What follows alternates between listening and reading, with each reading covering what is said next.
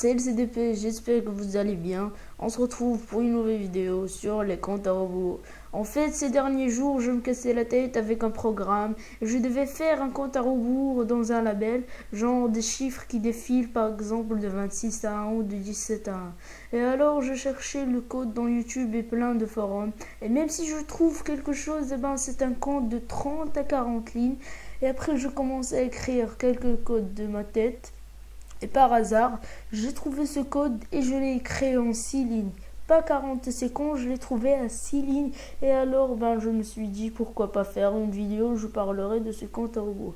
Alors, on commence. D'abord, je vais vous montrer mon tout petit programme en 10 secondes. Voilà, niveau 1, on clique sur commencer. Comme vous le constatez, il y a un petit compte à rebours, là une opération, 3 réponses. La bonne réponse 6690. Écoutez bien quand je fais une fausse réponse.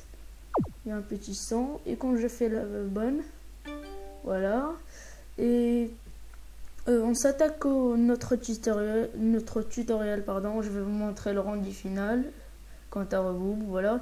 Il y a un bouton commencer, il y a un label appuyé pour commencer. Quand j'appuie pour commencer, il y a un compte à rebours qui s'affiche. Et vous allez voir quand ça arrive à 1. Moi je l'ai mis quand ça arrive à 1, pas à 0. Il y a un compte à rebours qui s'active là. Disons que voilà, le temps est écoulé et vous avez perdu. Tout d'abord, on va commencer par créer un nouveau projet. Moi je l'ai fait. On va l'appeler compte à rebours. Je l'ai bien écrit. Compte à rebours. On va ajouter un bouton. Le principal bouton commencer. Voilà. On l'agrandit un peu. Mais comme ça, c'est bien. Comme ça. Bien. On lui change de texte. Mais commencer. Change un peu là. On peut mettre gras de police 12 ou 14. La police on fait 14. C'est bien. Comme ça, après on ajoute un label. En gros, il nous faudra 3 labels. Mais on va essayer de réduire. Le label 1. On va lui changer après le nom. On va mettre d'abord la police. On va la rendre en 14 aussi, gras. Ok, je la centre. Le label. Comme ça aussi. Et là, on va changer aussi après. Je vais juste changer la police. De l'oméga 14, voilà. On met juste de là, voilà. Et après on ajouterait un autre label, vous allez voir. Et on attaque tout de suite la partie code. On double-clique sur commencer. Voilà. En premier, c'est très important, il faut créer une variable. J'aime beaucoup.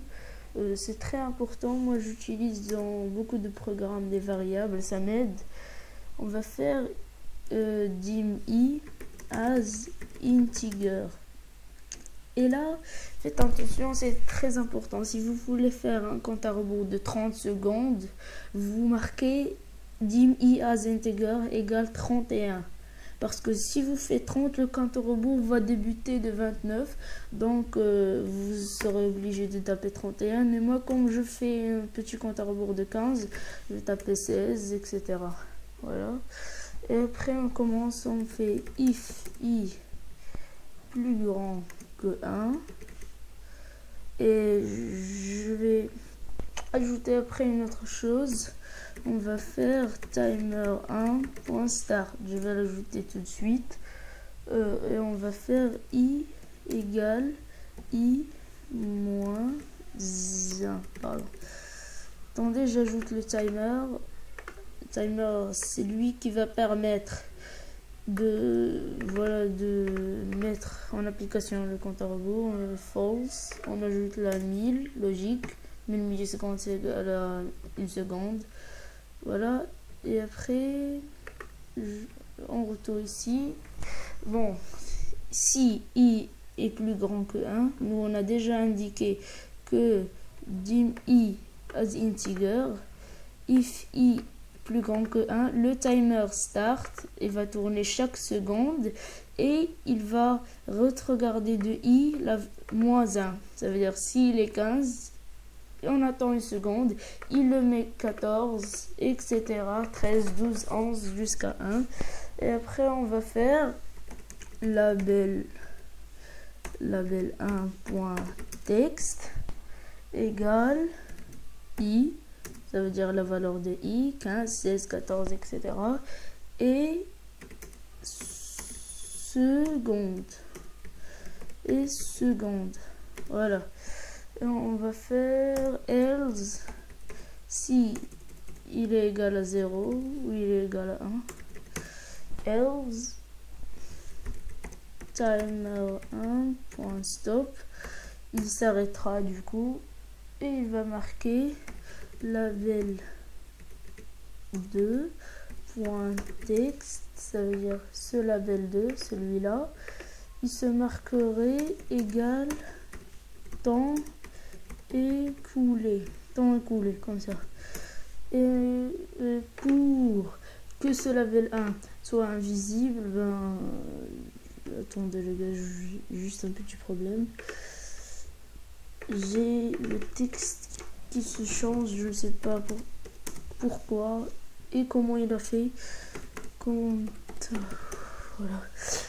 Je disais si on veut que ce label quand ce label de se marque en temps écoulé, comme on l'a marqué ici, ce label disparaît, ben on va faire label 1.visible égale false. Voilà, je crois qu'on a terminé. La partie code. On peut toujours ajouter ce label 1. Je le mets ici. Je lui change la couleur. Je le mets en rouge. Ça aussi. Red. Ça aussi. Et rouge. On peut changer aussi le fond. Mais noir. Comme ça. Voilà, je crois que c'est ça. Non, je vous ai dit au début de la vidéo qu'on devait supprimer ce texte de label 1 et label 2 comme ça. Voilà. Après, on peut débuter. Allez. On va voir si notre projet... Voilà. On a notre petit compte à rebours. Même s'il y a un petit décalage de boutons ici. On teste. Commencer. 15 secondes. Ah non. On s'est trompé quelque part. Ah, c'est un con, moi. Timer. On doit coller tout ça. CTRL-C. CTRL-V. Voilà. On débute. Maintenant, je crois que ça fera l'affaire. Clique sur commencer. Et voilà.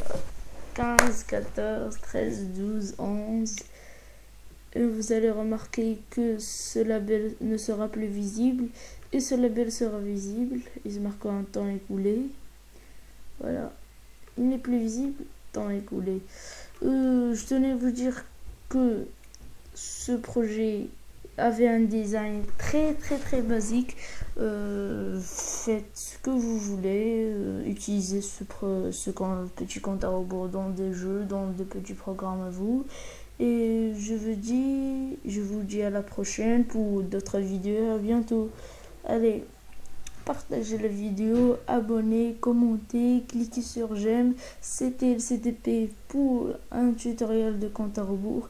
Et je vous donne rendez-vous dans une prochaine vidéo. Ciao!